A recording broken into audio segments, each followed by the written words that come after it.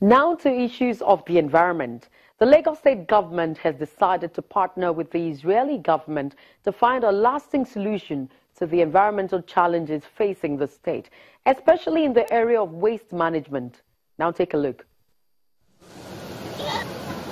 Flood is among the most devastating natural disasters in the world, claiming lives and causing damage to property. In Nigeria, flood has displaced families across the country, especially this past few weeks, and Lagos State was affected. For this reason, the state government held a workshop on water management and environmental control ahead of a water technology and environmental control exhibition holding later this year. Now is obviously the time to talk about water management. Lagos will be partnering with Israel to help overcome its water limitations. To begin with, the state's special advisor on overseas affairs and investment gives the welcome address. We are a state of aquatic splendor, but we're in dire need of measures towards ensuring an effective regime of environmental control. The challenge of water resource management and environmental control should be expected to exacerbate with exponential rural to urban migration occurring in Lagos State, which at the rate of 86 persons per hour is the fastest anywhere in the world. Not many of these internal migrants plan to depart Lagos anytime soon. The increase in urbanization will bring increase in population, both of humans and vehicular objects, therefore putting an incredible pressure on infrastructure, if not careful, to a breaking point. Managing water resources and ensuring an effective regime of environmental control will be critical to sustaining such populations in the future. Today's meeting, which is a prelude to the World Tech Conference coming up in Israel in September of this year, is to bring together various stakeholders in the water and environment disciplines to begin a process towards finding a lasting solution to these challenges. The Israeli ambassador to Nigeria, Guy Feldman, says the country is delighted to partner with Lagos to help find lasting solutions to its environmental challenges. Climate change. It's amazing, we haven't compared any of our notes before, but just to show you that everybody is dealing with the same thing, and I cherish the governance team by pointing out exactly that.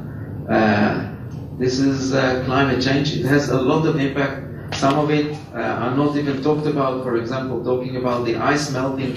Ice is fresh water. The ocean is salty water. When you talk about the Gulf Stream, for example, when it's going to interact with a lot of fresh water, it's going to disturb the volume of water that goes through it is going to get slower and slower, which is going to affect already today what's going on in Britain. And this is part of the flooding of it. Governor Akinwumi Ambode believes there's a need to review the water management system.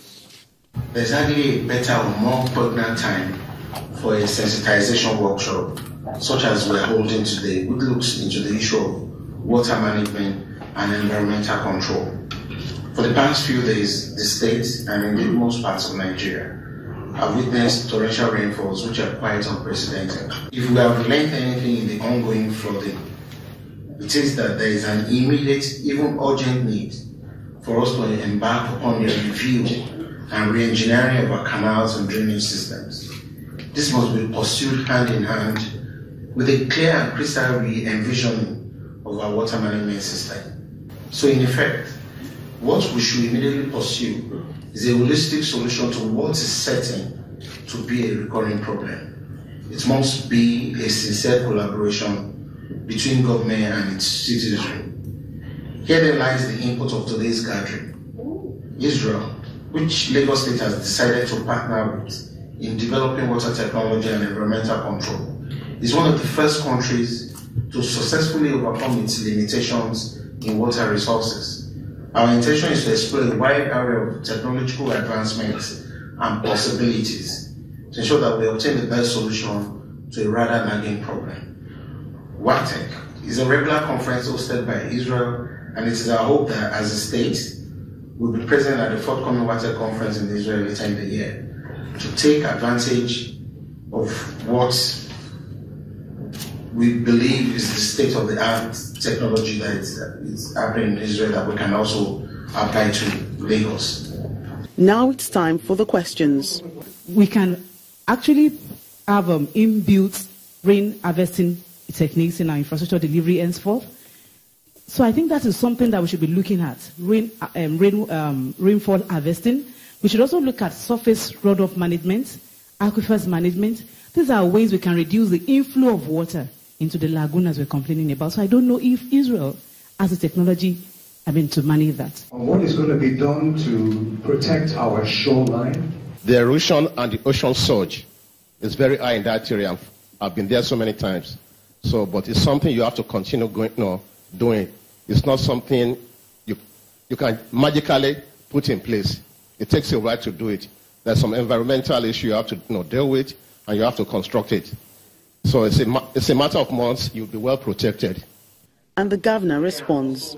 Nobody takes it as their business that the new roads I'm using and everything, I need to pay something. So you only pay tax when you're inside the real tax net. That is, you are paying pay as you earn. That's the only way we can catch you. So everybody takes it for granted that, government will do it. Is there anything like government money? There's something like government money. It's the taxes that people are paying, that you are asking for this shoreline protection, you're asking for us to deflood, you're asking for us to do the roads and all that. The number of people paying taxes in Lagos is less than 600,000 people. And we are 22 million. The Lagos State government says limited tax payment is a major constraint affecting provision of infrastructure and other amenities for the people. But if Lagosians can cultivate the habit of paying their tax, then the state says that they will have little or nothing to worry about in terms of infrastructure development. Well, let's hope that the discussions from the Environmental Control Workshop will be put to use to avoid a recurrence of the devastating flood that took over Victoria Island, Lekki and its environs. Okay, during the week, the World Bank country director paid a courtesy visit to the state governor and gave an assurance of more collaboration and investment in the state. The role of Lagos in Nigeria's economic growth cannot be overemphasized, as the state remains Nigeria's gateway to the rest of the world. This is according to the World Bank country director, who paid a courtesy visit to Governor Akinwumi Ambode at the Lagos House in Ikeja.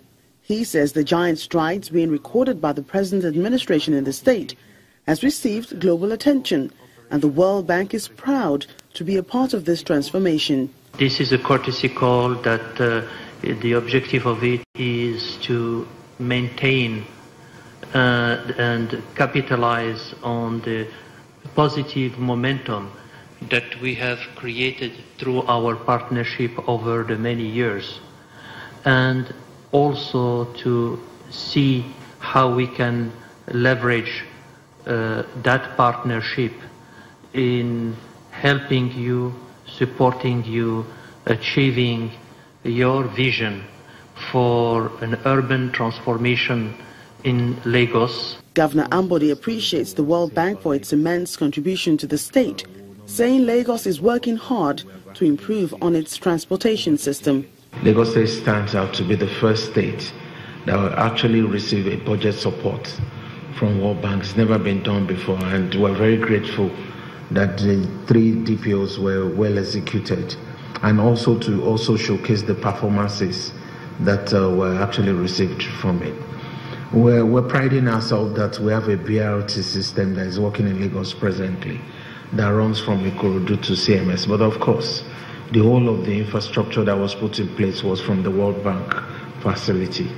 And also just recently, to close that transport project itself, the Ikeja bus terminal that we have there is part of the closure of that financial. So it's significant that we've been able to show evidences that this partnership has been very successful, it's been very fruitful, and we become totally responsive to ensure that whatever it is that we are getting in terms of support from multilateral institutions, we show credibility also to show that we have value for such support, and we're willing to also continue to abide by international standards.